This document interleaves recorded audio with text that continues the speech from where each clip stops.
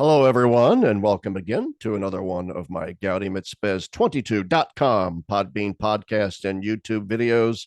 I am very pleased to say today I have a very special guest, someone whose writings a lot of you are familiar with. I've been reading his books for a very long time. I met him in person for the first time at the New Ressourcement conference run by Word on Fire out in Minnesota last fall. And that is the one and only Dr. Brant Pitre, who has got a specialization in early Christianity, the history of Jesus of history, and sort of New Testament biblical studies. And a lot of you are familiar with his books, where Jesus and the Eucharist, Jesus and Mary, and so on and so forth. Showing how the Judaism of that time, of that era, actually is what Christianity did flow out of. That there is a compatibility between those things, and that's been, I think, a brilliant project of his. Well, before I introduce your latest book, welcome to the show, Dr. Pitre. Thank you for having me, Larry. It's really good to be with you. I'm very excited to have this opportunity. And freshly minted right off the press is his latest book, Jesus and Divine Christology. For those watching on YouTube, I'll hold it up here. Jesus and Divine Christology by Brant Pitre. A lovely cover. It's put out by Erdman's. Some nice blurbs on the back. One from my friend Matthew Levering, which carries a lot of weight with me. And it's not an outrageously expensive book. So I would recommend that everybody get it. So for those just listening, once again, it's Jesus and Divine Christology by Brant Pitre.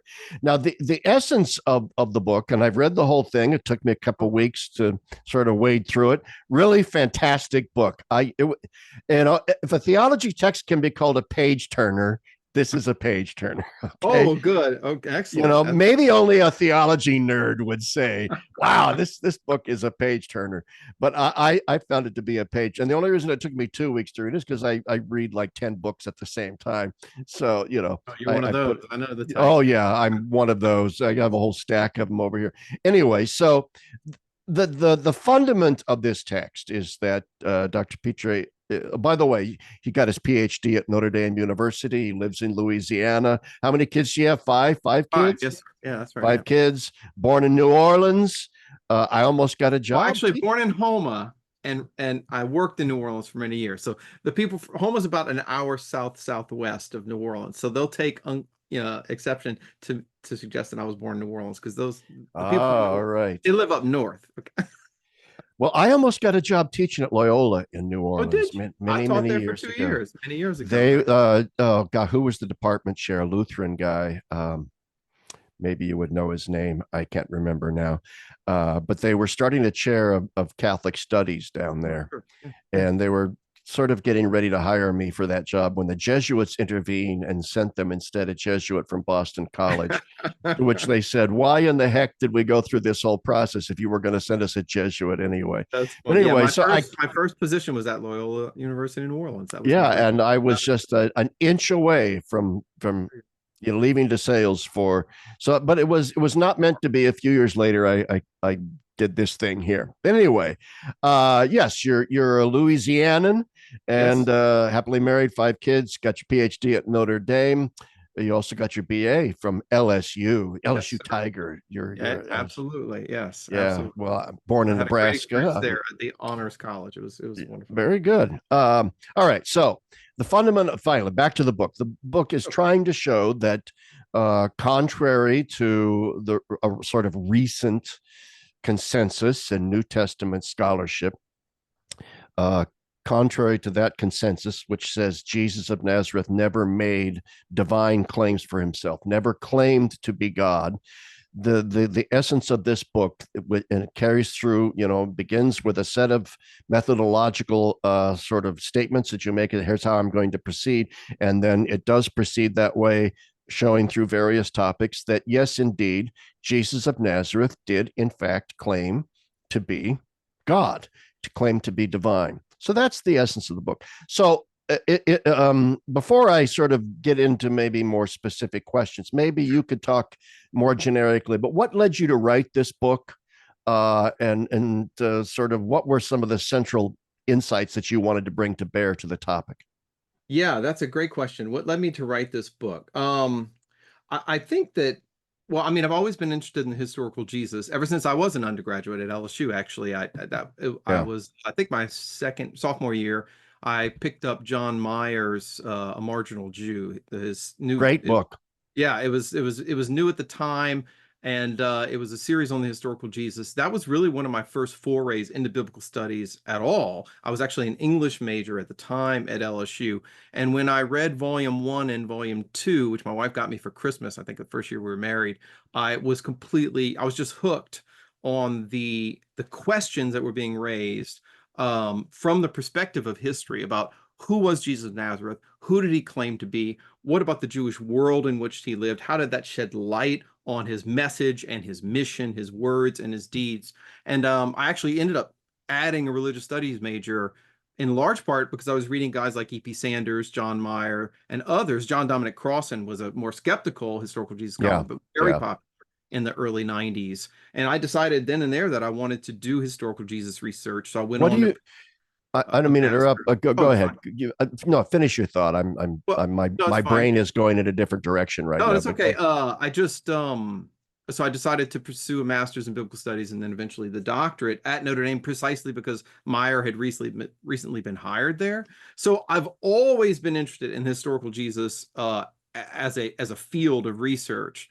But this particular question of Jesus's divine or non-divine self-understanding, like who did Jesus of Nazareth claim to be, really got pushed to the foreground about 10 years ago when Bart Ehrman, I think it was 2014, published a book, How Jesus Became God.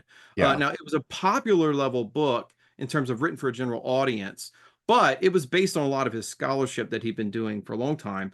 And he argued, as did many people in that time period and earlier in the 20th century for sure, that Jesus of Nazareth never claimed to be divine. And that this is kind of standard consensus of contemporary scholarship, but I was really dissatisfied with a lot of the questions that he left unanswered and texts that he left undiscussed. And I felt like some kind of response was warranted. So I originally wrote a little short book called The Case for Jesus, which was kind of a yeah. book for a general audience. But I'd always planned that I would produce a more thoroughgoing academic study of the question because it really was a kind of gaping lacuna in historical Jesus research, especially in the mid 2000, the teens, whatever we want to call them, 2011. This almost 4,000 page handbook for the historical Jesus came out from Brill. I mean, it's like $400, and there's not a single essay in the entire 4,000 pages on whether Jesus of Nazareth claimed to be divine. And I just thought, okay, this is a hole that needs to be filled because what my study of early Jewish messianic expectation and my study of the Gospels over the last 20 years had shown me was that actually, contrary to the consensus, Jesus did speak and act as if he were divine. He did claim to be divine, but he did it in a Jewish way, using riddles and parables and actions and allusions to Jewish scripture that if you don't look at them in their original Jewish context, you can miss the divine implications. But his first audiences, his contemporaries, his disciples certainly would not have missed them in that first century Jewish context. So that's what I'm trying to show ultimately in the book is that people who say Jesus never claimed to be divine have not looked closely enough at key passages in the Gospels as interpreted in light of Second Temple Judaism and the Jewish context in which he lived and moved and had his being. So that's kind of the overarching thesis of the book. Yeah, I mean, to take a step back, so just, Yeah, sure. the viewers and listeners can understand the full context of what you just said. Uh, there have, over since the beginning, say, of the quest for the historical Sure. Jesus, Yeah. however, whether that was in the 17th century, 18th century, it began essentially among liberal Protestants. It began in places like France and Germany, Germany, yeah. and it came with a great, big, huge, fat set of Enlightenment presuppositions. Yes, Right? that's absolutely the case. Fact value distinctions, the presumption of naturalistic over supernatural explanations, Yes. the excising of the supernatural from the New Testament as a mythical incrustation of the early church, and then later metaphysical claims about Jesus from the church. That gets mixed up then with what's called the Hellenization thesis, right? That Jesus preached the kingdom and we got the church instead, and then eventually a Platonized church of metaphysical gobbledygook. And so part of the biblical movements of the 19th and 20th centuries is we need to recover those Jewish scriptures, not the Hellenized version of Christianity. And those Jewish scriptures will have a non-divine Jesus, a Jesus who never claimed to be God, just a prophet Jesus. Am I right? Am I giving? Absolutely. No, you're right on target. So especially, I'd say for the last couple hundred years since the 18th century, founders of the quest like Reimarus and then in the Renan? 19th century, Renan and David Friedrich Strauss, especially, that he Yeah. was a brilliant expositor, but very much operating from Enlightenment principles, the denial of the possibility of the supernatural. And it was Albert Schweitzer who really was a genius. But in 1905. 1905, yeah, 1906, his Quest for the Historical Jesus actually began the book with a quote from Schweitzer where he says that if you look at the history of the quest, it was never animated purely by historical motivations, but there was also a very fundamental and thoroughgoing anti-dogmatic stance, which saw the task of history as actually stripping Jesus, as he calls it, of the supernatural nimbus with which he had been surrounded, and destroying the dogma of the two natures of divine and human nature from Chalcedon and Nicaea. As one of the principal goals of the quest was to destroy those dogmas so that we could even begin to talk about the historical Jesus, which, as Schweitzer puts it, is basically a cipher for a purely or merely human Jesus. So I thought that was a good springboard for the book, because what Schweitzer shows is that there are theological issues kind of under the surface of what ostensibly is a purely historical quest for Jesus. And one of those was the assumption that Jesus could never have claimed to be divine, precisely because he was a first century Jew, he was a monotheist, and that all of any Trinitarian dogmas or any Trinitarian beliefs or any beliefs in his divinity have to be later superimpositions. They have to be later anachronisms that have been attributed to him by either the authors of the New Testament or even by later Christian writers, leading up to the councils of Nicaea and Chalcedon. Absolutely. So what I was trying to do in the book is actually show that, to the contrary, it's precisely by looking at Jesus as a first century Jew and in light of the Jewish scriptures, which we call the Old Testament, and Second Temple sources to which the 18th and 19th century writers had no access, like the Dead Sea Scrolls and many of the writings of the Old Testament pseudepigrapha, as well as Josephus and Philo and others who've been around for a long time, but often aren't read as closely as they should be. To the contrary, it's precisely by looking at Jesus within the context of Judaism that we can see that he, like other figures from the Second Temple period, other historical figures like Alexander the Great, Herod Agrippa, Caligula, he's not the only figure on the landscape to make divine self-claims, but he, of course, is the only one whose followers claim that he was also raised from the dead to vindicate those self. Yeah, we'll get. I want to, because you. Okay, anyway, but that part and parcel of that little synopsis too of the history of things. And you talk about this in the book, and we'll get to this eventually, is the denigration of the Gospel of John as having absolutely no historical value whatsoever. The John's Gospel represents already a kind of high Christology, which the synoptics, there's no high Christology in the synoptics. John gets that. And so that led, but there's been a revolution with regard to that. Yeah, there's a sea change happening right now. So if you took an undergraduate introduction to the New Testament at any major university in the West, you will have been introduced to the idea that when it comes to divine Christology, there are three gospels in which Jesus is a merely human figure: Matthew, Mark, and Luke, the synoptics, and only one gospel in which he is divine, the Gospel of John, right? So John 8:58, Jesus says, before Abraham was, I am, or John 10:30, I and the Father are one. But according to this kind of critical consensus, in the synoptics, there's no such thing. He's a merely human Jesus. And if you imbibe that idea, that's a very, very important historical claim, because on those grounds, if that were true, you would have a case in which three of the four first century biographies we have of Jesus have a merely human Jesus, and only one is divine. So the score would be 3 against 1, and it definitely would definitely strengthen the hypothesis that Jesus of Nazareth himself never claimed to be divine. But as I try to show in the book, much more recent scholarship and commentaries, as well as even among certain historical Jesus scholars, are starting to recognize two things. First, that the Gospel of John is a very, very important historical first century source for the life and the words and deeds of Jesus.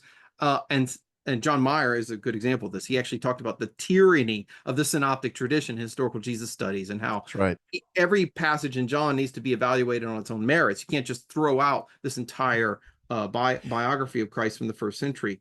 But even more so, what I try to show in the book is, if you look at contemporary, especially recent scholarship on the synoptics, there's been a real sea change in which scholars are recognizing actually Jesus is depicted as divine in all 4 first century biographies: Matthew, Mark, Luke, and John. And this is being recognized not just by Catholic scholars, but Jewish scholars, Protestant scholars, non-religious scholars, secular scholars alike are recognizing actually, in terms of divine Christology, human and divine Christology, the score is 4-0. All 4 first century biographies, all 4 first century gospels depict a Jesus who is both human and divine, and not just the Gospel of John. Absolutely. And of course, and we'll get into this, there's also the fact, and you note this in your book, in Matthew and Luke's gospel, there's the so-called Johannine bombshell, or the apocalyptic bombshell, where, there's this famous quote where Jesus is essentially saying, hey, I only know the Father, he only knows me, and whoever I choose to reveal him to, it's, blah, blah, blah. It's such a Johannine sounding, and yet it's a verse that doesn't show up in John, which is kind of curious. And yet it's a which shows, all right, if the Q theory is correct, all right, if the two, I'm not certain I buy the two source hypothesis, Markan priority and Q and all, there's all kinds of questions about that, but let's take that. That's true. That means that in Q, there was probably a Johannine sounding, statements from Christ, right? Yeah, no, this is actually one of the first chapters that I wrote for the book, was a section on what's often called the Joine Thunderbolt. That passage in Matthew 11 and the Lucan parallel, where Jesus says, all things have been handed over to me by the Father, and no one knows the Father except the Son, and no one knows the Son except the Father, and anyone to whom the Son chooses to reveal. I mean, this is a very exalted Christological claim. And so I think it was von Hasse, another German, who called it a thunderbolt from the Johannine sky, because this absolute language of the Son, the implication of omnipotence, that all things have been given over to the Son. It was quickly described as a Johannine thunderbolt, but if you look at source critical work on the Gospels, it is, of course, a double tradition. It's only present in Matthew and Luke, which would normally be identified as a Q tradition. Now, what's funny about that is that you can't call it the Johannine Thunderbolt when it doesn't appear in the Gospel of John. According to kind of standard 20th century source critical hypotheses, this would be one of the most exalted Christological statements in the Gospel, but it would actually be in one of the earliest strata, namely the tradition often ascribed to Q. Now, I leave some of that aside, just as a side note, because ultimately the synoptic problem and Q and all that, those are literary questions. That's a literary hypothesis. And as I try to show in the book, whatever the literary relationship between the various gospels are, as a historian, you still have to take each pericope and each episode on a case-by-case basis and evaluate it from a historic perspective, like what are the arguments for and against historicity. So in this case, as I showed in that section on the Johannine Thunderbolt, that passage alone presses home the question, well, what did the historical Jesus actually claim about himself, and how exalted a self-view did he have? I opened the book with a quote from Dale Allison, who's one of the most brilliant New Testament scholars writing today. He's at Princeton. And he says, we should hold a funeral for the idea that Jesus held no exalted thoughts about himself. Let's do. Because he says that's Yeah. actually not true of the Gospels as we have them. It's only true of the Jesus tradition once scholars have excised certain portions of it once they've taken them off the table as evidence. And so the Joine Thunderbolt's a perfect example, because some scholars will say, oh, well, this is too Johannine to be authentic to Jesus. But that's the most anachronistic argument you could possibly make, because you can't simply label it Johannine and then take it off the table. You have to evaluate it using historical criteria that I try to do with every single passage in the book. You do. And you also make a point in the book early on that you're not seeking the ipsissima verba Jesus. You're not seeking the very words of Christ. You're seeking instead what you call the substance of the words of Christ, the substance. Yeah. Maybe you could talk a little bit about that, because in other words, your claim is that it's kind of a modernist project to be looking for sort of the ancient equivalent of tape recorded verbatim, stenographer style recording. That instead there's something else going on here. And so what you're seeking after is the substance of what Jesus said. Maybe you could elaborate on that. Yeah. So methodologically, one of the claims I try to point out at the beginning of the book is I want to make sure that that readers understand that in this book, I'm not trying to do what many 20th century scholars in Jesus research did. So if you read books from the mid 20th century, there'll be a lot of attention to detail trying to reconstruct the form, the original precise form of a particular gospel saying, word by word, line by line. So that this gives the impression that scholars are looking for what's known as the ipsissima verba, the exact words of Jesus, the ipsissima verba Jesu. And what I try to show is that's actually that is actually a task which the Gospels themselves don't invite us to do, because classic Exhibit A here, look at the Last Supper accounts. I did a 500, my last book, or 10 years ago, whatever, was on the Last Supper, about 500 pages. If you look at the Last Supper accounts, even the words of institution are not verbatim identical to one another, because the evangelists aren't trying to do that. But if you look at the substance of them, the basic content, the meaning, it's very, very similar. And so this is true of all of the Gospels, and it's very true of ancient biographers. So if you look at Richard Burgess, wrote a great book called What Are the Gospels? A correct comparison with Greco-Roman biography.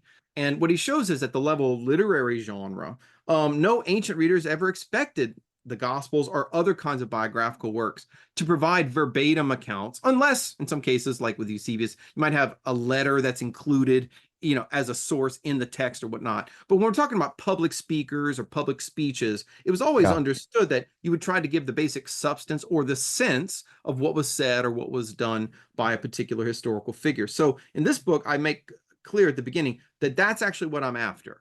The substantia verborum Jesu. I just changed up the Latin phrase there a little bit. The substance of the words of Jesus, or the substance of the actions of Jesus, because those are actually quite accessible to historical reconstruction, historical investigation. And historians do that all the time, not just with Jesus, with other ancient figures, like various Roman emperors, whether it be Tiberius or Caligula, or other figures like Alexander the Great or Antiochus Epiphanes. So this is kind of standard ancient historiography to ask, what did this person say and what did they do? And so that's what I'm trying to look at in the book, is at the level of substance, did Jesus speak and act as if he were more than merely human, as if he were more than a mere mortal, and not only as if he were a heavenly Messiah or divine Messiah, but even equal with the one God of Israel? Yeah, and that along those lines, page 13, you lay out sort of 4 pieces of evidence here. Number one, we're going to look at early Jewish evidence that for divine messiahs. In other words, some Jews look for the Messiah to be. Second, the emerging agreement regarding Jesus's own messianic self-identification.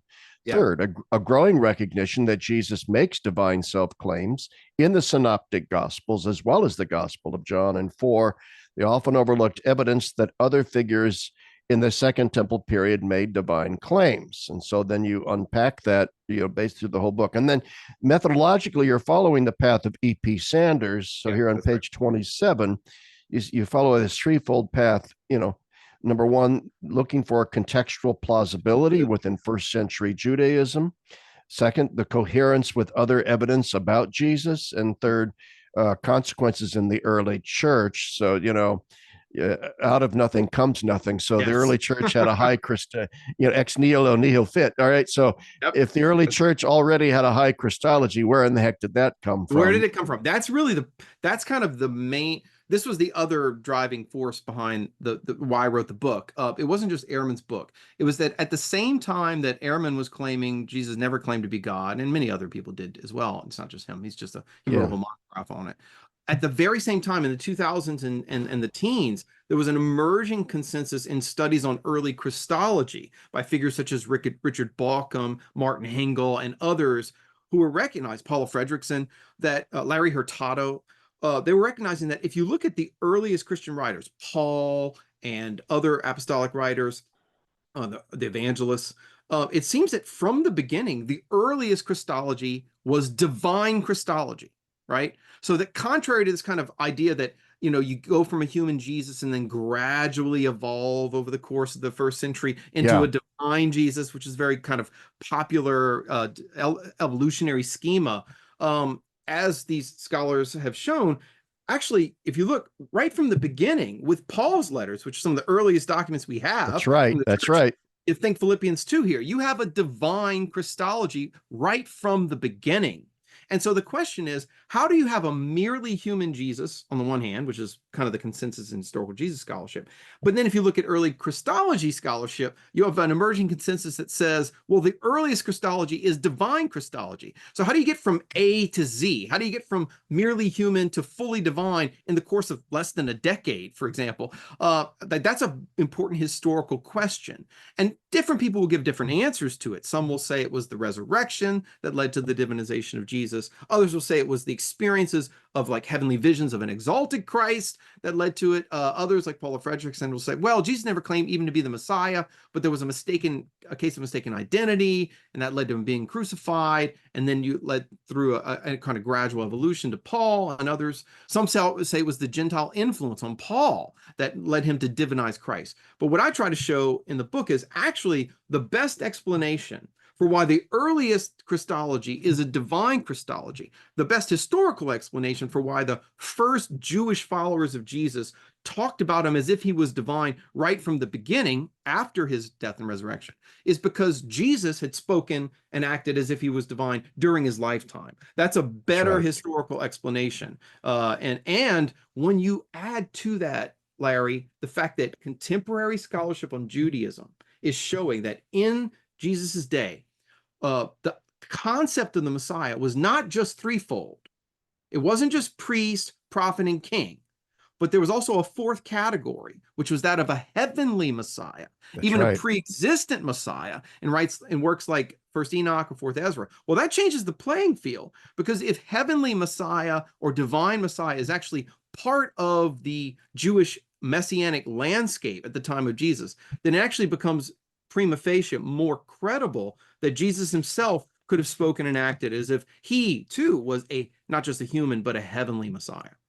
And it also explains then why his listeners automatically understood him to be making divine claims. He was, after all, crucified on the charge of blasphemy. This is okay. Yeah, that's one of the biggest. It's the last chapter in the book, but Yeah, it's it's one of very the claims last. I begin with as well, because I want to drive home the point right from the beginning. If you're thinking, well, wait, where in all four gospels does Jesus claim to be divine? How can you say that? I thought he was only human in the synoptics. Well, let me just refresh your memory for a minute. But keep in mind that in all four gospels, Matthew, Mark, Luke, and John, Jesus is accused of blasphemy in the context of questions about his identity.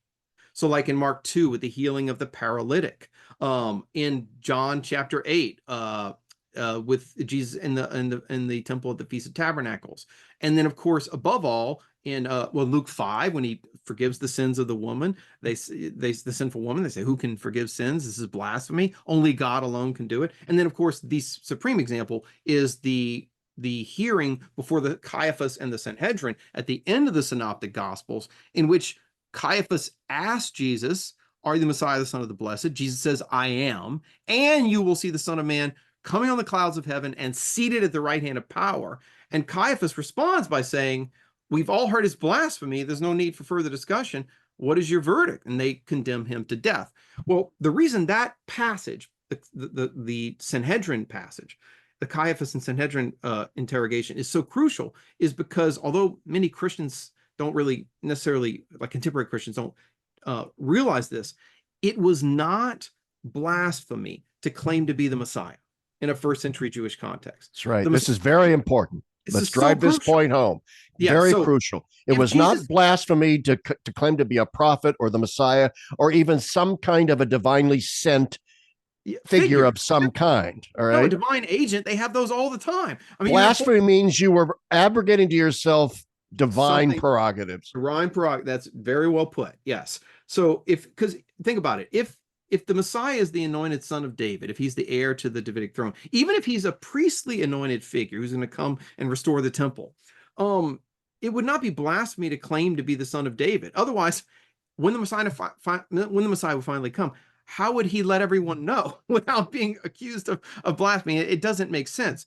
But it was blasphemy in a first century Jewish context to claim to be more than merely human, to claim to be divine, or as you put it so well, to arrogate to yourself as a mere mortal divine prerogatives, which is what Jesus does when he says, you will see the Son of Man seated at the right hand of God. Okay. Well, when you sit at the heavenly throne at the right hand, that implies, as Joel Marcus tells us in his commentary on Mark, co-equality with God. Or when you say, you'll see him coming on the clouds, like the Son of Man in Daniel 7. Well, you read the Old Testament. Who comes on the clouds? It's the God of Israel who comes on the clouds. That's not a human activity, right? That's a theophanic manifestation of a heavenly being and of divine power. So when Jesus basically takes Psalm 110 and Daniel 7 and ties it to his messianic identity, and implies that he is going to come on the clouds and he will sit at the right hand of God in heaven. Well, those are blasphemous claims because they're superhuman in nature, and that would merit execution. And so the blasphemy charge alone, I actually think, shows that he's making divine claims in all four Gospels. But notice, you will not get it if you don't know the Jewish scriptures. Like if you don't know what passages he's alluding to, and you don't know the implications of Psalm 110, and that in extra canonical books like Enoch and so forth, that every Jew would have been familiar with, educated Jew. Enoch is very popular. The housing, the interpretive hermeneutic housing of the Jewish scriptures in Second Temple Judaism at the time of Jesus implied all of these divine connotations that you're bringing up. So when Jesus would say certain things about the son, ascribing to himself the Son of Man figures, the Daniel, in other words, you can't just use modern historical critical exegesis to look at, well, what did Daniel mean by that? You have to look at what did first century Jews think of that. Yeah, that's. I'm so glad you put that methodological point on the table because it's really crucial. Because some scholars might say, "Well, hold on. If I look at a contemporary historical critical commentary on Daniel, an author might say, well, actually, the Son of Man figure in Daniel 7, that's an angel. It's an angelic being. It's not a messianic figure." And you can make a case for that position, but as a historical Jesus scholar, what I have to ask is, well, wait, how was that text interpreted by first century Jews? And as John Collins shows in his commentary on Daniel and others, actually in the Second Temple period, sources like Fourth Ezra and First Enoch are unequivocal and they're unanimous in interpreting the Son of Man figure in Daniel 7 as a messianic figure. Right? He's a heavenly Messiah. He's a divine Messiah. He comes to inaugurate the eschatological kingdom, the age of salvation. And so in Jesus's day, for him to take that figure from Daniel, which was regarded as a messianic figure in early Jewish apocalyptic circles, and then apply it to himself, is to make a claim about himself that he is the divine Messiah. He's a divine Son of Man. He's not just a earthly king or an earthly priest, but he's a heavenly figure come down to earth, which is why in the healing of the paralytic, he actually says, so that you may know. I'm sorry, back up. When he says, my son, which is a weird thing to say to an adult male that you didn't father, but whatever. My son, your sins are forgiven. And the scribes react by saying, who can forgive sins but the one God? That's Mark's actual language. It's an allusion to the Shema. Jesus doesn't say, oh, whoa, you misinterpreted me. You're taking this wrong. He actually pushes into it. He presses further and says, so that you may know that the Son of Man, definite article, the Son of Man has authority on earth to forgive sins. I say, rise and walk. So basically what he's doing there is making a messianic self-claim tied to the context of them saying you're arrogating to yourself a power to forgive sins that only God has, right? So in other words, not only is Jesus divine in the Gospel of Mark, he's making divine claims from chapter 2. It's right at the beginning of the Gospel. It's at the beginning of his public ministry that you have the paralytic. So the blasphemy charges in the Gospel of Mark are like bookends. It begins with a blasphemy charge with the healing of the paralytic, and then it ends with a blasphemy charge with the Sanhedrin hearing. So those are very, very strong claims. And I return to St. Paul, too. I mean, if Jesus did not make divine claims for himself, in other words, shocking as it may seem, if Jesus didn't have a high Christology for himself, something has to explain the Pauline apotheosis of Jesus in the earliest Pauline writings. And the reason why I bring this up is because Paul was a bit of a Hellenized Jew. All right. And the fact is, there was a Platonizing element within Hellenistic Judaism, wherein if Jesus had not made divine claims for himself, there was ready at hand for Paul various philosophical categories of sort of intermediary spiritual figures that he could have, within the sort of Jewish Platonist sort of hierarchy of archons and so forth. He could have easily sort of placed Jesus in that hierarchy, but he didn't. He didn't have recourse to that, which means he was probably appealing to what he considered to be the received tradition of the church, that Jesus made these claims for himself.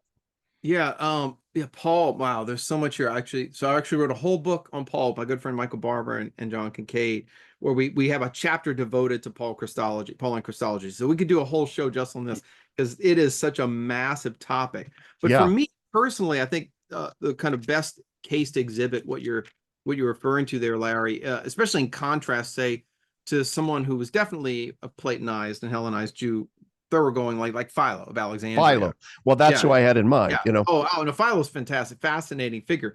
But if you look at Paul, there's some real differences between the way Paul's to discuss Christ and the way Philo will theologize. Although Philo is important, he shows up several times in this book, as I'm sure you noticed. But the passage that really strikes me is 1 Corinthians 8:6, when Paul says, for us there is one God, the Father, from whom are all things and for whom we exist, and one Lord, one Kurios, Jesus Christ, through whom are all things and through whom we exist.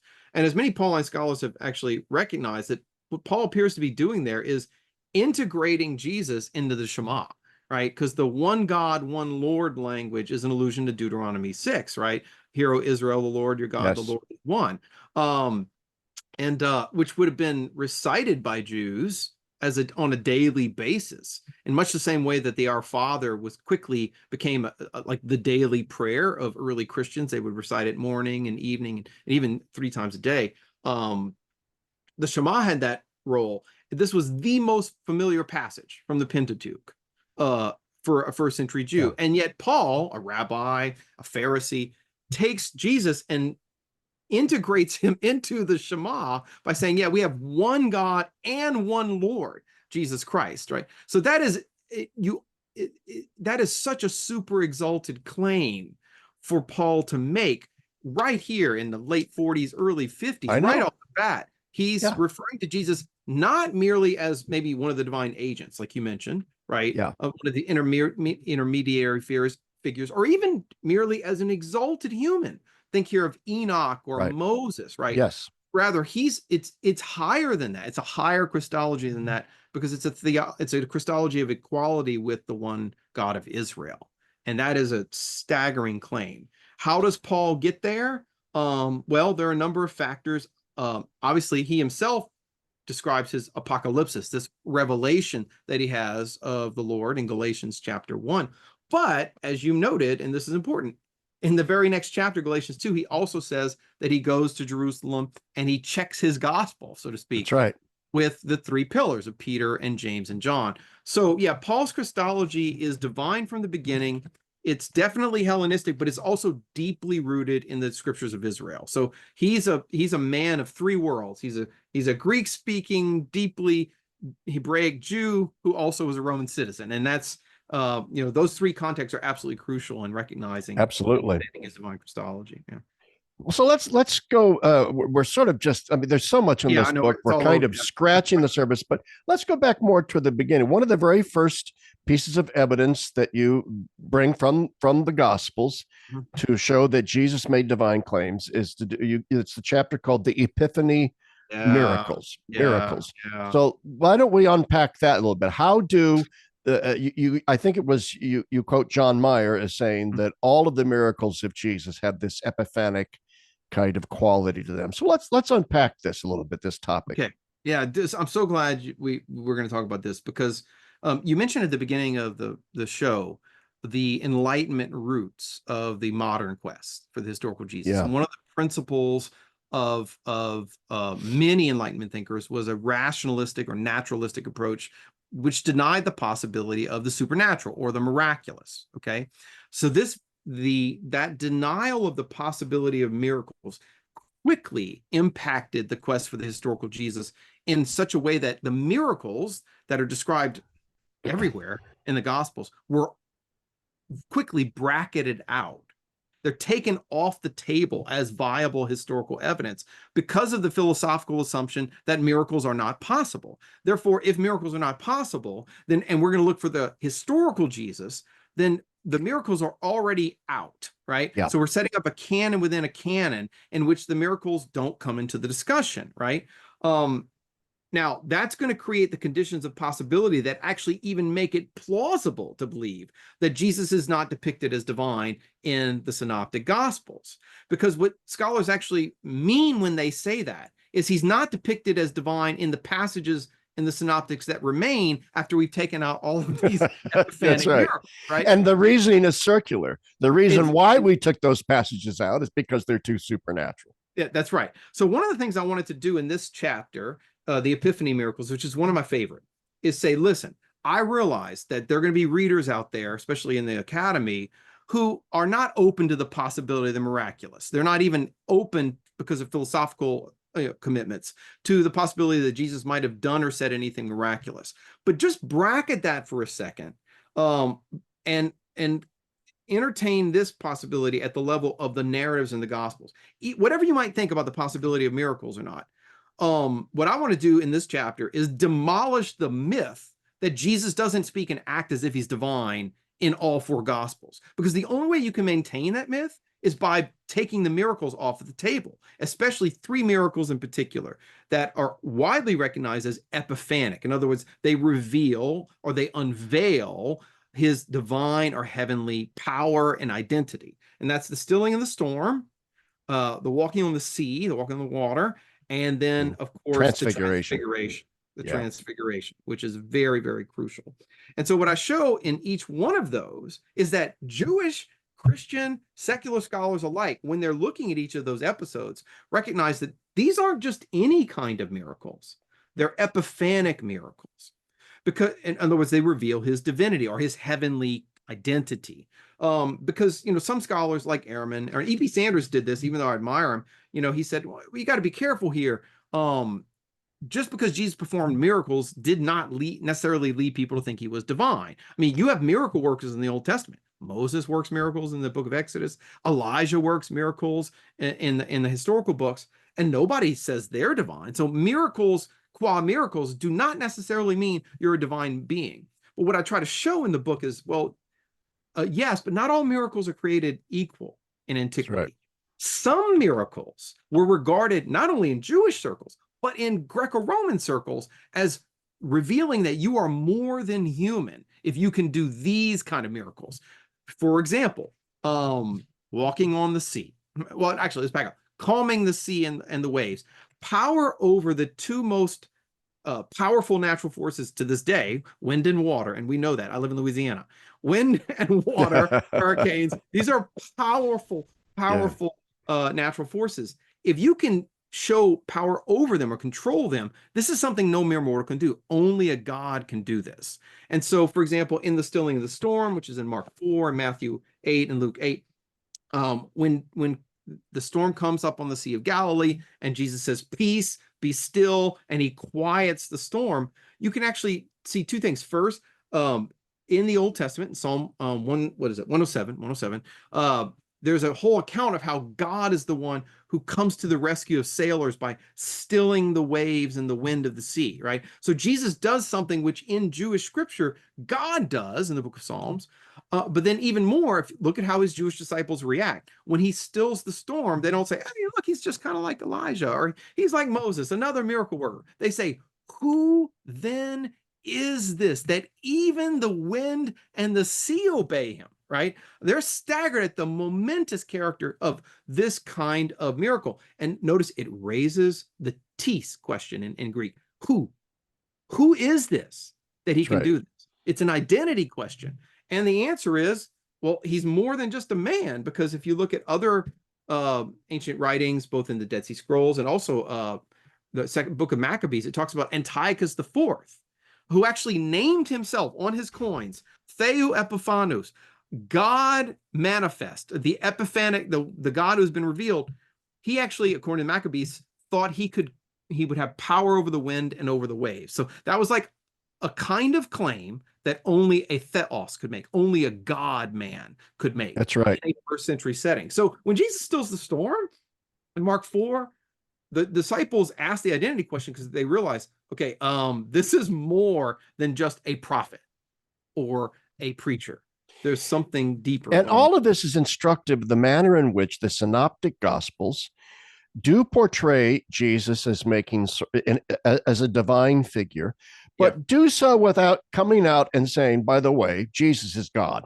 Yes, no, this is so important, because a lot of times moderns, like, we're not comfortable with illusions and polyvalence, and we want things to be monovalent. Like, give me the meaning. It has one meaning. Don't allude to something. I want you to be explicit rather than implicit, right? But this is Judaism in the first century. Jews love allusions, parables, riddles, scriptures. That actually makes speech more powerful, not less powerful. So yes, of course, Jesus never walks around the streets of Galilee saying, hey, everybody, I'm God, I'm eternally begotten, not made, one in being with the Father. He doesn't use the language of the later creeds. It would be anachronistic to do so. Or even John's gospel, kai logos en theos, Yeah, that's exactly right. The word was with God. That's in the prologue, not in the text. That's not how Jesus describes himself in the text. When he makes divine claims in the text, he says things like, before Abraham was, I am. I am. That's Exodus 3. Or I and the Father are one, as an allusion to the Shema, Deuteronomy chapter 6. Or you will see the Son of Man seated at the right hand of power. That's Psalm 110. Or coming on the clouds of heaven. That's Daniel 7. I don't mean to take us in a different way here, but I've always wondered with regard to the ego eimi sayings, which is Greek, but Jesus probably wasn't speaking Greek. So when Jesus said, before Abraham was, I am, was he using the divine name? Was he invoking the tetragrammaton? Was he saying something in Aramaic that later gets translated into ego eimi? Yeah, I'm sighing because this opens a whole question that's also being really hotly debated right now, which is the question of the language of Jesus and the language of the disciples. So for most of the 20th century, the Gustav Dahlmann's hypothesis that Aramaic is the lingua franca, that's the vernacular of the Jewish people, and that only a few people might have spoken Greek. That has been called into question, and there's a lot of research and a lot of discussion taking place right now about whether Jesus and the disciples actually spoke Greek and not Aramaic as the vernacular. So that's why I'm hesitating. Wow. Yeah. That's real. I learned something in these interviews. I'm not at all aware that this debate is going on. I've just always been taught and assumed he didn't speak Greek. No, maybe Greek was the lingua franca of the Roman Empire. So why not? And Judea has been Hellenized for quite a few centuries. Yeah. It's not like Alexander the Great. The Septuagint was the favored version. Septuagint's in 2nd century BC. Now that's in Alexandria, so people will argue. But Even among the Dead Sea Scrolls, a lot of people don't realize this. A lot of the scrolls, I'm not a lot. Most were in Hebrew, some were in Aramaic, and some were in Greek. But it's not just that. If you read, well, okay, I don't want to. Okay, that would be a whole nother show we could do on the language. Yeah, we got to do it show. Let's get back to the miracles. Yeah, but go ahead. So whatever language Jesus spoke, let's just keep it at that for a second. If you look, for example, the walking on the sea, this is an important one because in Mark 6 and John 6, and in Synoptics and John, you got the episode of him walking on the Sea of Galilee. And it's in that context that in both the Synoptics and in John, when Jesus comes to disciples walking on the Sea of Galilee, which, by the way, is about 7 miles wide, and all the Gospels agree they're a few miles from the shore. So all these rationalistic theories about a sandbar or a floating ice is my favorite. There was some scientists in 2006 said 1,000 years ago there was an ice age and there was floating ice on the Sea of Galilee. And I was thinking, man, have you ever tried to walk on ice while it's floating in the water? That might take a miracle as well. And that's not exactly easy to do. So all those kind of rationalistic theories, they really fall apart in the face of the exegesis. The text is clearly describing Jesus as traversing several miles across the Sea of Galilee to the disciples in the midst of the sea, and then saying these words to him, ego eimi, me phobesta. I am, do not be afraid. Okay? Yeah. Now, what's going on there? Well, on the one hand, some people will say that Jesus is merely identifying himself. Like he's just saying, it's me. It is I.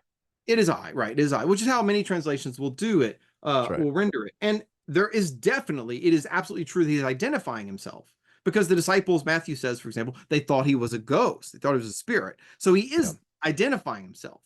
But he's not only identifying himself because ego eimi, do not fear. Both of those expressions are utilized in the Old Testament in major episodes in which are theophanic, like they're theophanies. So you have the theophany to Moses on Mount Sinai, where Moses asks the name of God and he says, I am who I am. Tell them I am has sent me to you. And in fact, the Greek Septuagint of that is ego eimi hoon.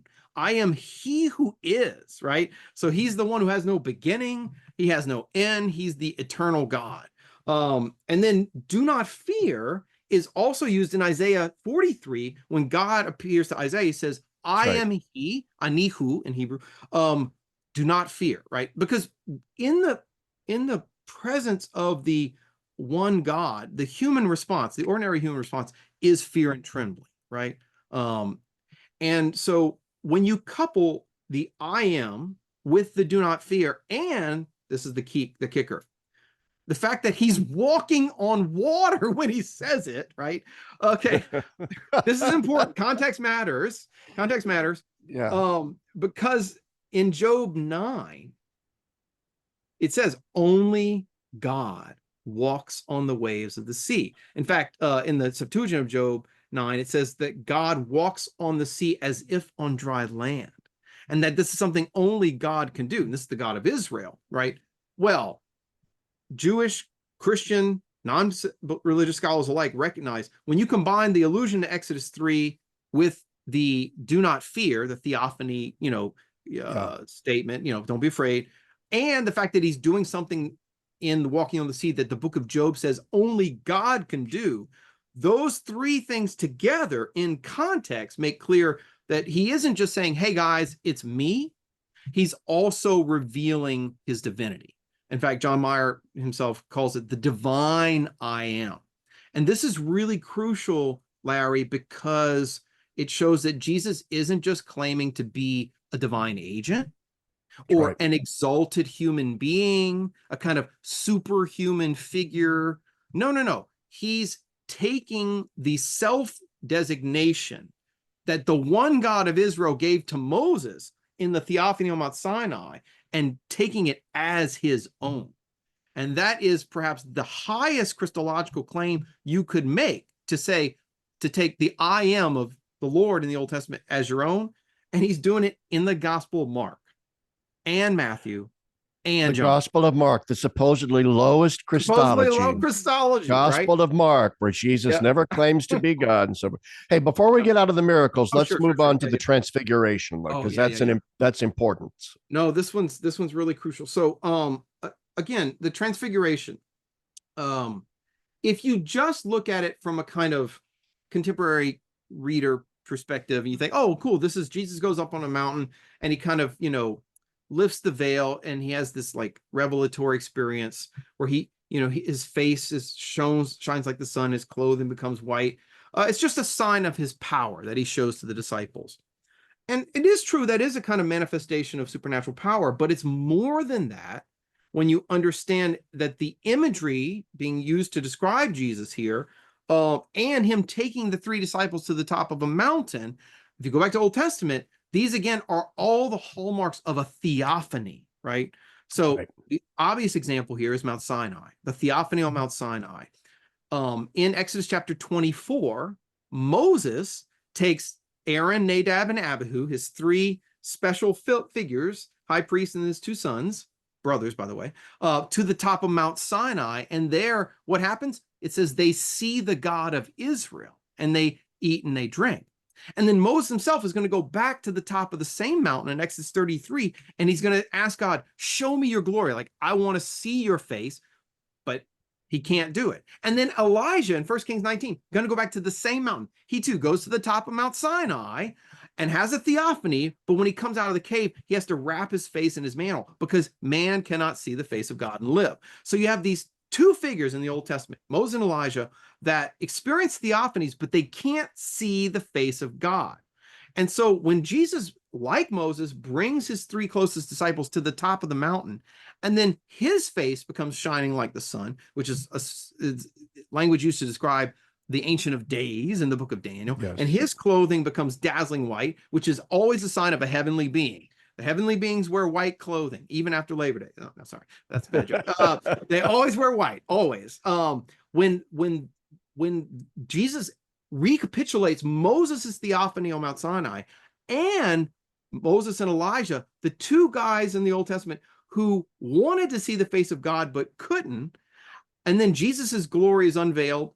The obvious implication of this is that Moses and Elijah are now being allowed to see the face of the God of Israel that they couldn't see in the Old Testament, but they can see now because the one God has a human face in Jesus of Nazareth. This transfiguration is a theophany. It's a Christophany and a theophany. And it's showing that unlike other figures, like in some Greek circles, where a human being can be divinized or apotheosized after their death, Jesus is a heavenly being who has come down to earth and veiled his glory, so to speak, under the veil of his humanity, and now lifts it for a moment to kind of let the disciples into the mystery of his hidden divinity and the apocalyptic secret of his identity is one of the chapters that I have there. That's chapter 4, the apocalyptic secret. Yeah, listen, Jesus is an apocalyptic Jew.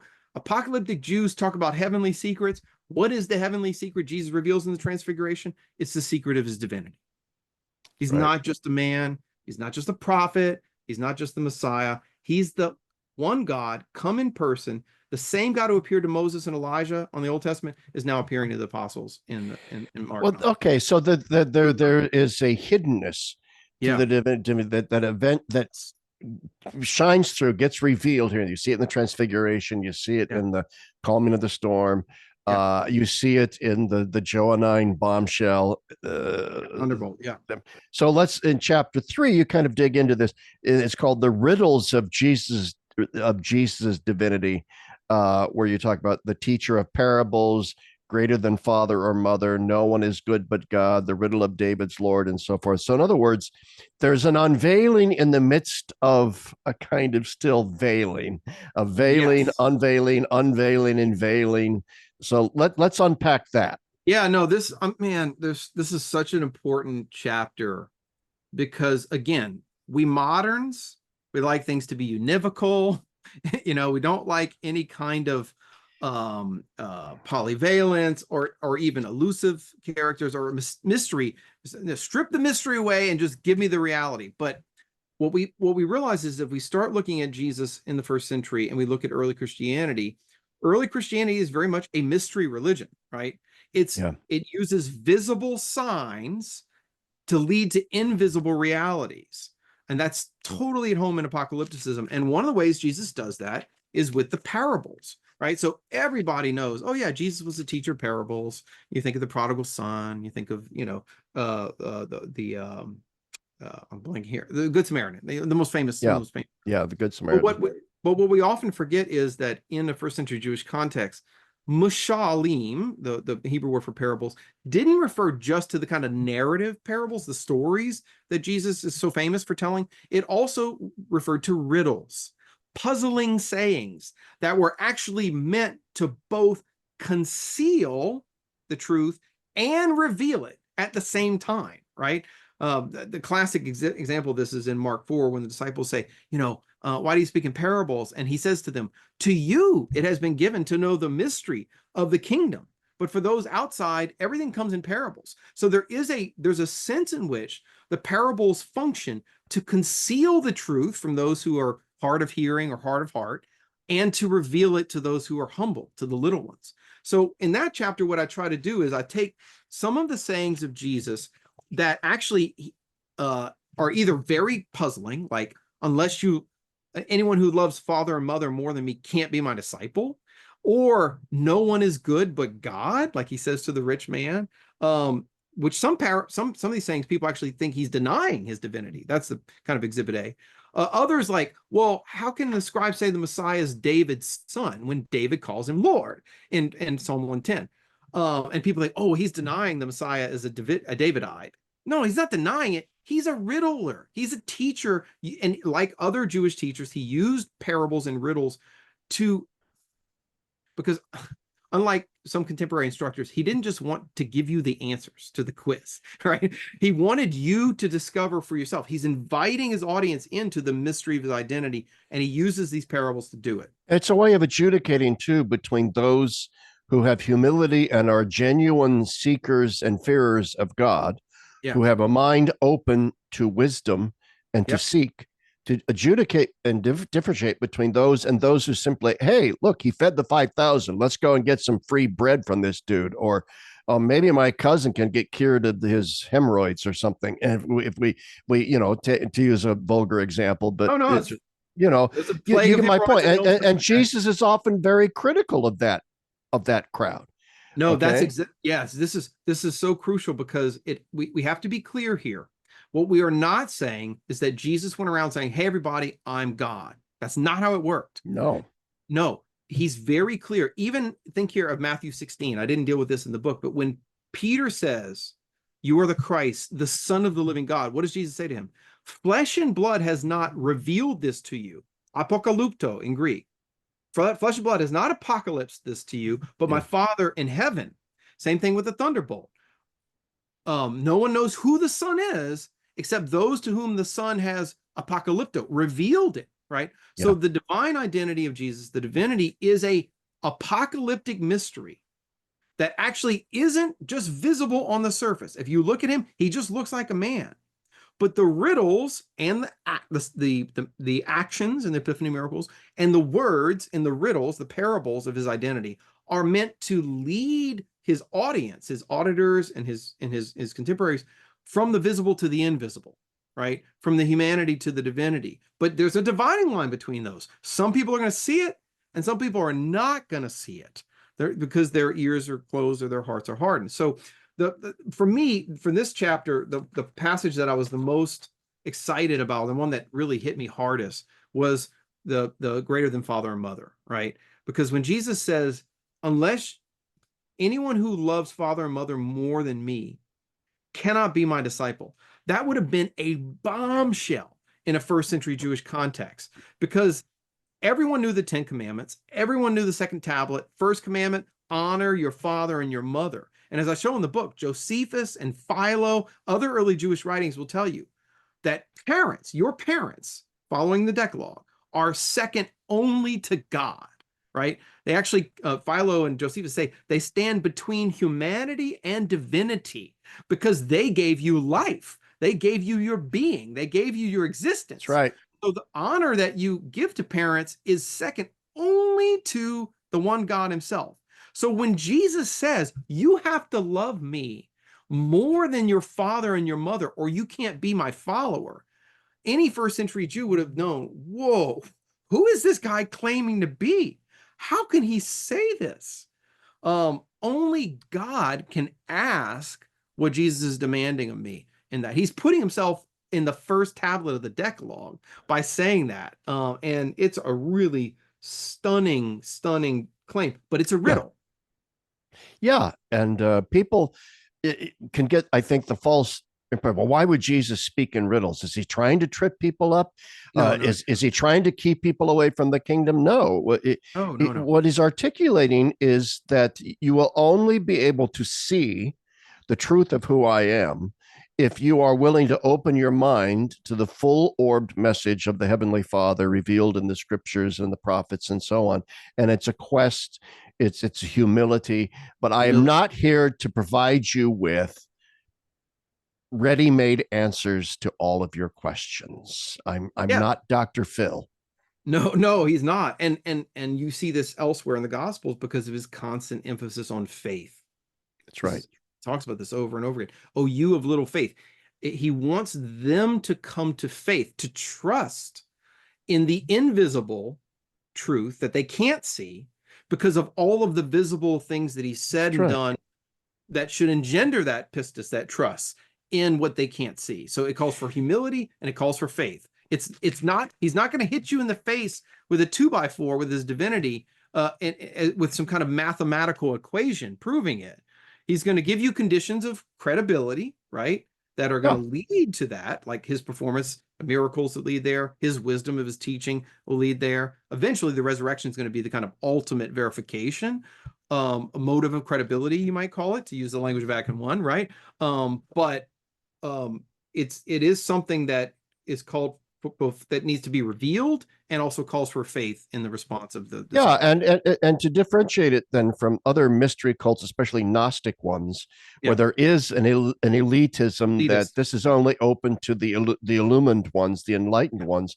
Jesus says, okay, you're going to have faith, you're going to have humility, but in the end, understanding these riddles is not knock and the door will be open. Shall be open. Yes. Seek and you're going to find. In other words, it's a pretty low threshold. He said, okay, I'm not simply going to didactically explain everything to everyone in explicit ways, but also if you have the eyes to see, you're going to see. Yes. Yeah. And there's also a pragmatic directive, a pragmatic motivation here too. He has disciples to form.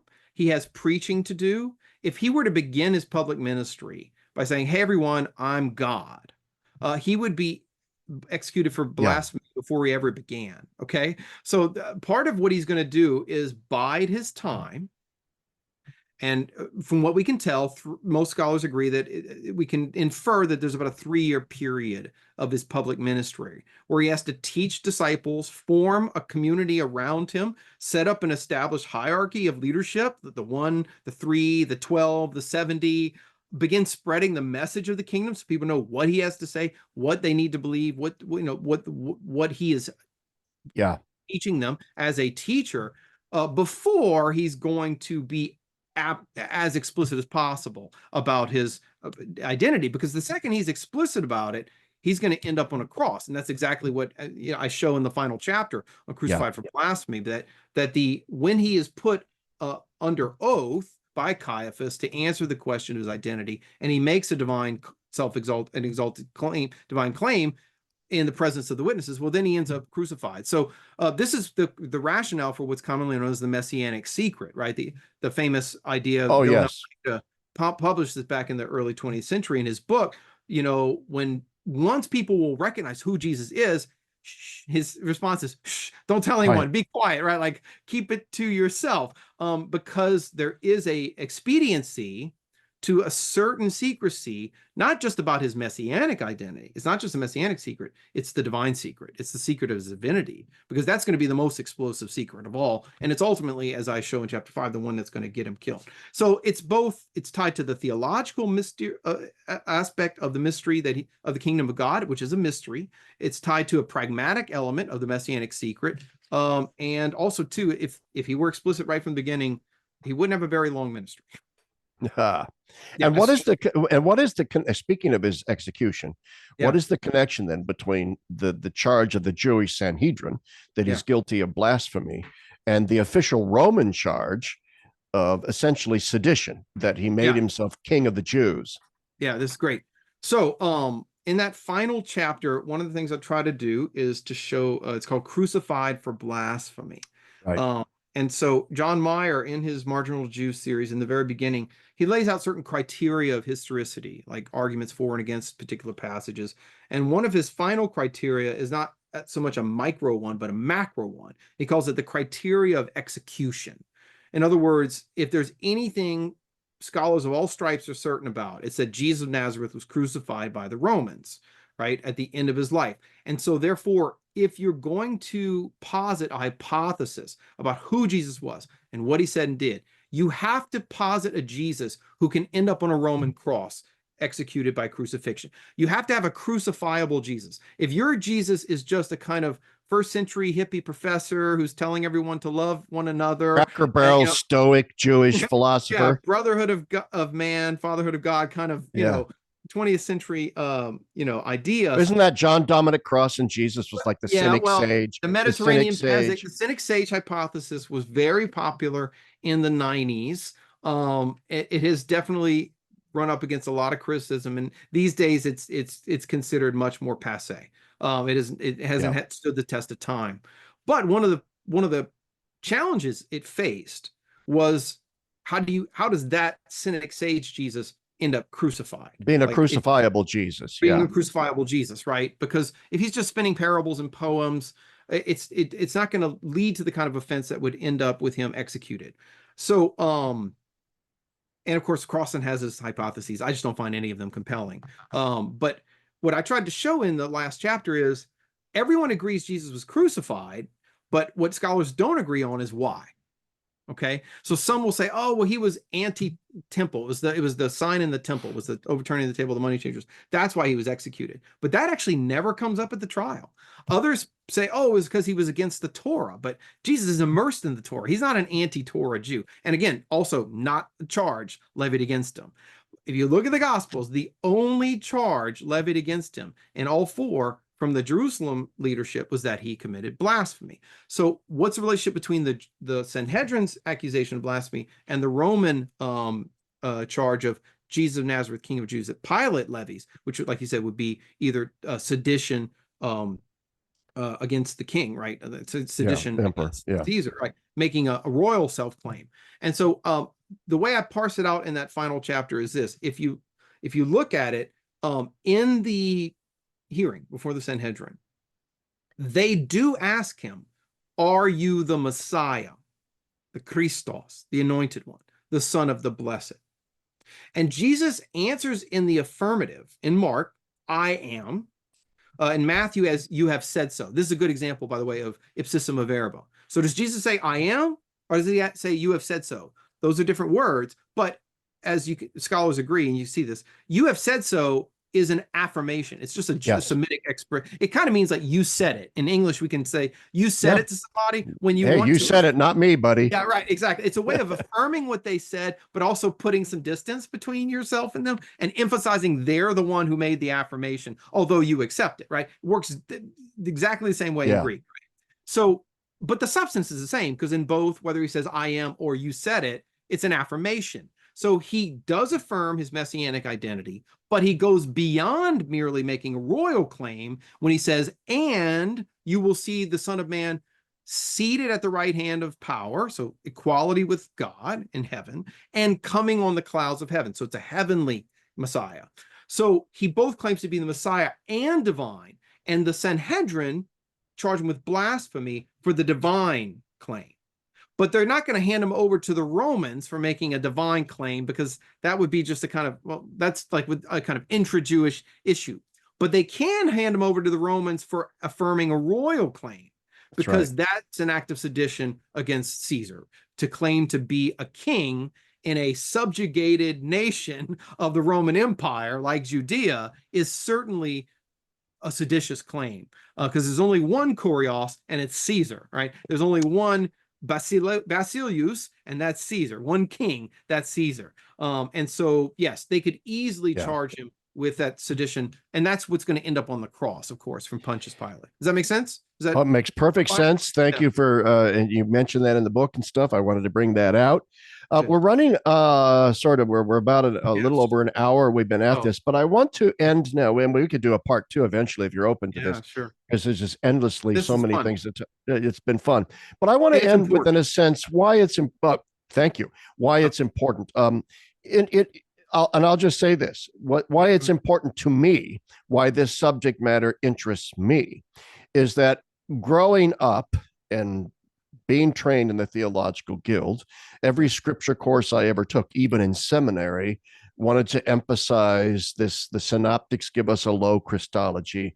The historical Jesus, we have the Christology evolved over time from low to high and so forth. And the reason why that was important, because there were whole branches then of very progressive theology in the Catholic Church that used this alleged low Christology of the historical Jesus to develop ecclesiologies and moral theologies that built off that low Christology, to say, well, Jesus never intended to found a church. Jesus never founded explicitly these particular sacraments and so on, which gave the entire thing a later sort of ecclesioplasticity.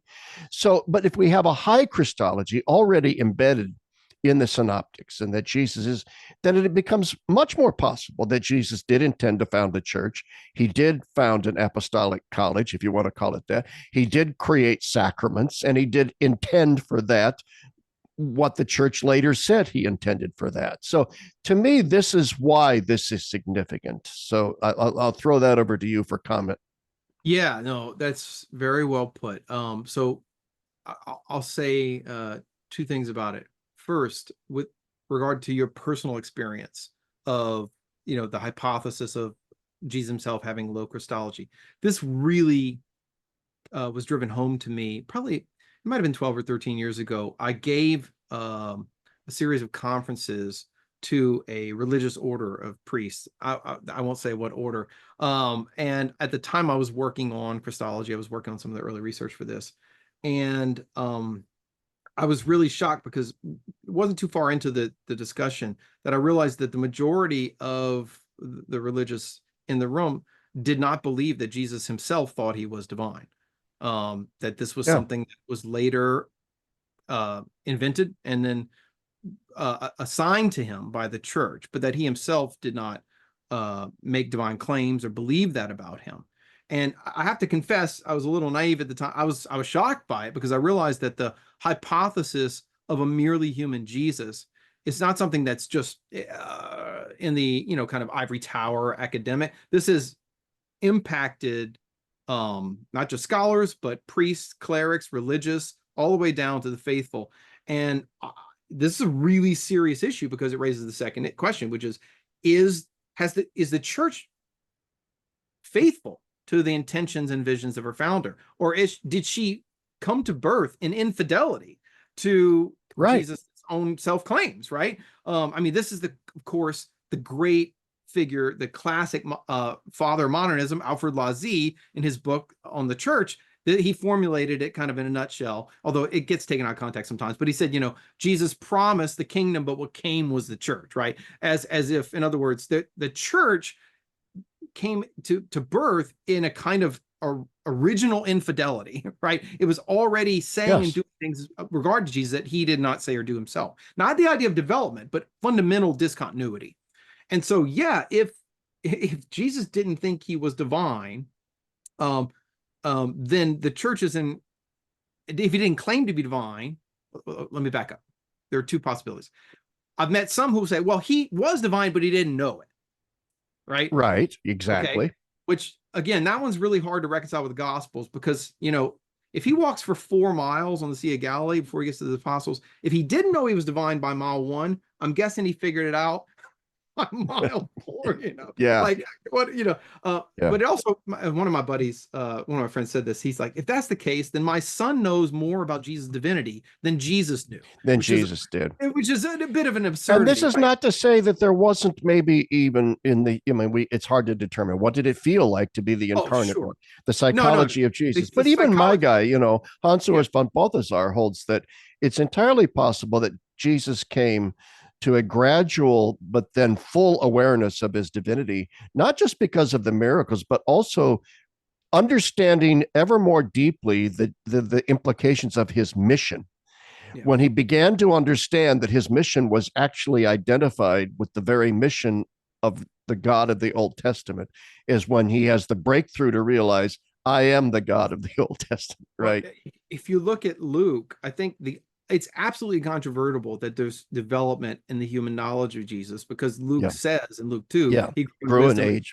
Yeah, it's like this is absolutely the case. Now, is the psychology of a divine man, of a God man, is obviously going to be a mystery, which at the end of the day is going to be beyond our full comprehension. We can talk about it, rationalize about it, theorize about it, but obviously there's a mystery there. I mean, the mystery of our own ordinary human psychology is But the deep question is going to be, is his consciousness an elevated one, a highly elevated one, or is it just he's schlepping around like the rest of us, or does he think he's merely human and not know he's divine, and it's only the church is going to assign divinity to him after the fact? That's the kind of key issue here, because if that's the case, then it really does raise the question of the infidelity to the church about the regarding the identity. Well, and it's essentially a radical Protestant historiography, because you're essentially saying there's a rupture here, a rupture between who Christ was and what then the church later becomes. But what your exegetical studies now show, I think beyond any shadow of a doubt, as well as that of others, is that if there is a rupture, it's a rupture in the New Testament itself, and that it's already a rupture happening with the apostolic assigning to Jesus divinity that Jesus apparently never claimed for himself. So you have to take the rupture all the way back to St. Paul, all the way back to Peter. You have to take it all the way back to the beginning, because if Jesus didn't claim to be divine, you have to explain to me, just on a level of history, how do I end up with 4 gospels, 4 first-century biographies written within the living memory of the events, in which he makes divine claims throughout and is charged with blasphemy in every one of them, and an apostle Paul, who wasn't an eyewitness, who also is claiming to be divine? Like, where's the evidence for the non-divine Jesus is rapidly disappearing from the scene. So the onus is on the person claiming that that's the original, when all the earliest sources point in the opposite direction. So that's, for me, that's really crucial. The other reason this is important, I do think, is because well, there's so many issues. There was one I think it does raise the question you brought up of rupture and continuity with regard to the development of early high Christology. So one of the things I'm trying to show at the end of the book is that the hypothesis of a merely human Jesus, in other words, of one who never claimed to be divine, doesn't work at the level of history, because ex nihilo nihil fit. So just as a historical hypothesis, I don't just believe that this is the one that is the most contiguous or continuous with, early Christian doctrine and the formulas of the Council of Nicaea, Chalcedon, like the faith. I also think that it's the one that makes the best sense of the most historical evidence.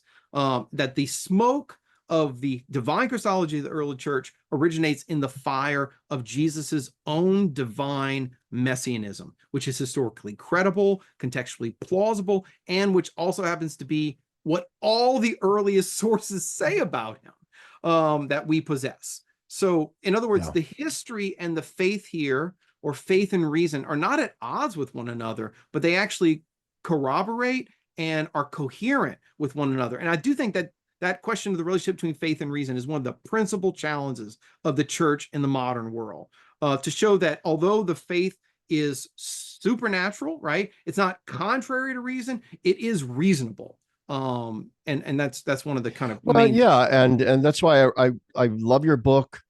because, having grown up, cutting my teeth theologically on the classic dudes of the Yeah. quest for the historical Jesus, it was so refreshing to finally stumble upon, in a sense, the new quest for the historical Jesus, that included people like John Meyer, Richard Balcom, yourself, N.T. Wright, Mhm. and others like that, to show precisely what you're saying, that one doesn't have to check one's reason at the door, That's exactly right.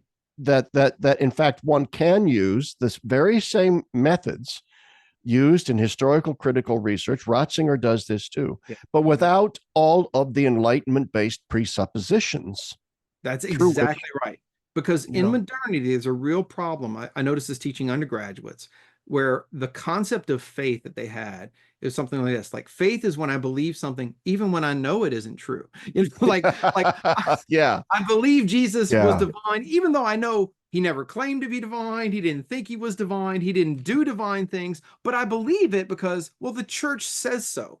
I'm sorry, as a reasonable person, that doesn't cut it for me. Like, that's a yeah, irrational posture, and I don't think that is commensurate with or coherent with what Catholicism means when it teaches about the relationship between faith and reason.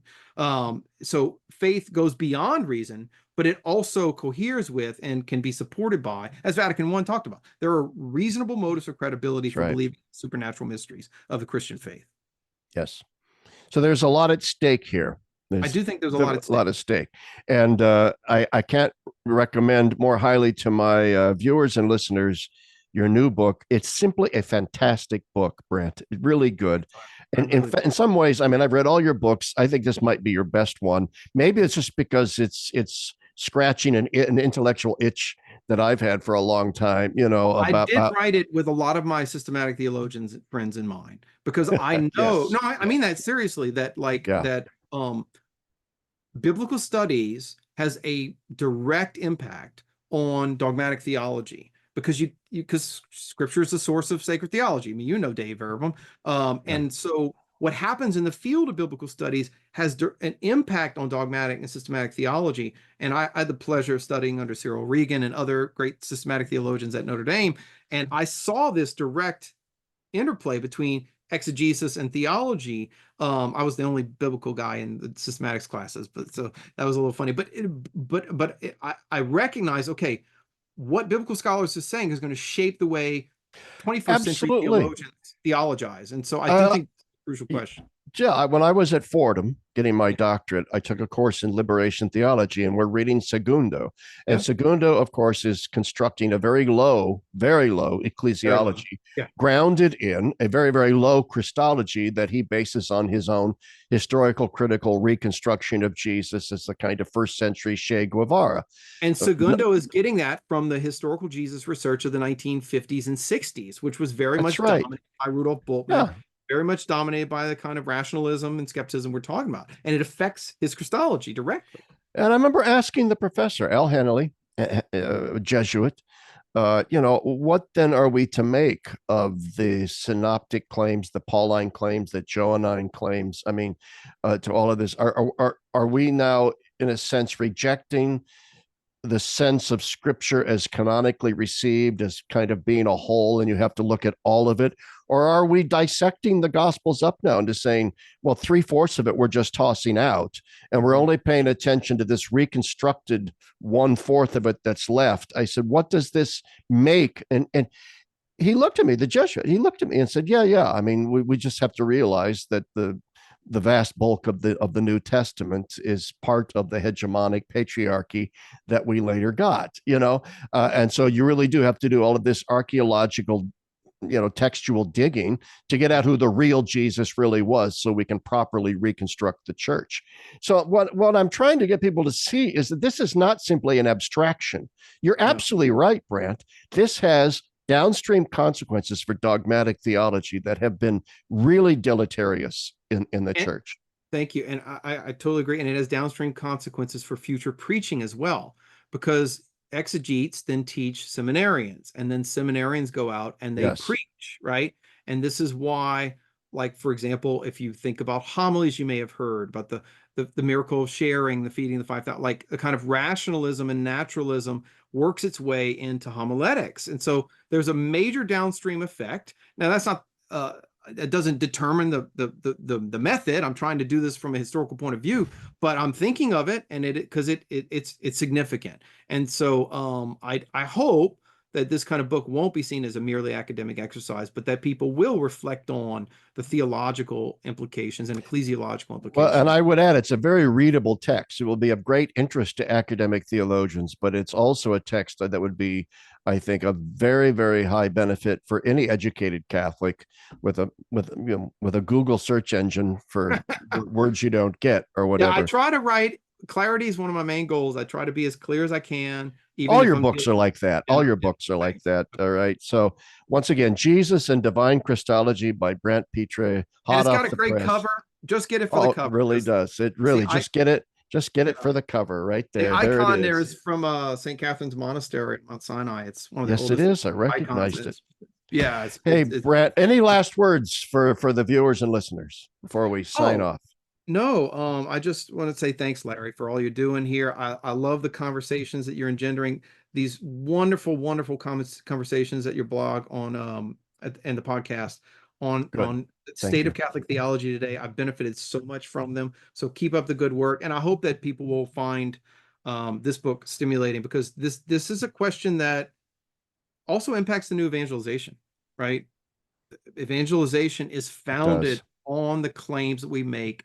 Who do you say that Jesus is? And that's one of the questions I was exploring in this book, because I think, who did he say that he was, is how we answer that. That's where we start if we're going to answer that question.